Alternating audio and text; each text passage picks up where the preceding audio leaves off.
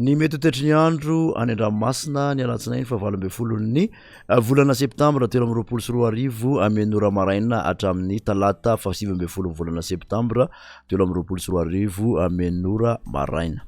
Makasika ny any an-dranomasina dia tsy tokony atao ny miandrika na mampiasa ny ranomasina amin'iny morontsiraka andrefana afovoany andrefana atsimo andrefana ka hatrany amin'iny atsimo sy atsimo atsinanany nosiny ho an'ny rapitso ka hatramin'ny alarobia maraina vokatry ny alondrano avy any atsimo andrefan'ny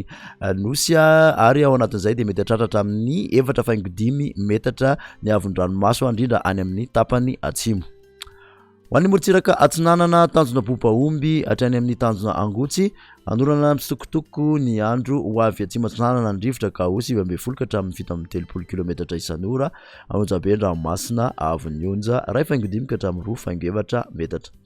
Tanjona angotsy hatrany manoro anorana tandrivon-drahona vitsy ny andro ho avy atsimo atsinanana na atsinanana ny rivotra ka ho 7 ka hatramin'ny 20 kilometatra isan'ora anonjabe an-dranomasina avy onja 2.7 ka hatramin'ny 2 metatra. Manoratra ny talany aro andrahona vitsy ho avy avaratra atsinanana na atsinanana ny rivotra ka ho 7 ka hatramin'ny 20 kilometatra isan'ora anonjabe an-dranomasina avy onja 2 metatra ahery kosa rehefa manakaiky ny taolany aro vokatr'izay alondrano avy atsimo andrefana izay ka mety hatratra hatramin'ny 2.9 ka hatramin'ny 3 metatra.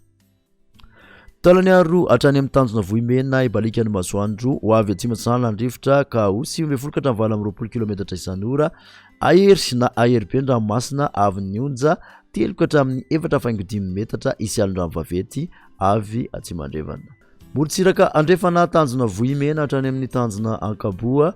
ibalikany masoandro ho avy atsimo atsinanana ny rivotra ka ho 20 ka hatramin'ny 20 kilometatra isan'ora ahery na ahery be hatrany ranomasina avy onja 3.5 ka hatramin'ny 10 metatra. Tanjona ankaboa hatrany amin'ny tanjona vilan'andro andrano mitsitokotoko mety rano tandrivon-drahona kely ny alina ho avy atsimo ny rivotra ka ho 20 ka hatramin'ny 20 kilometatra isan'ora ahery ny ranomasina avy onja 2.5 ka hatramin'ny 3.7 metatra.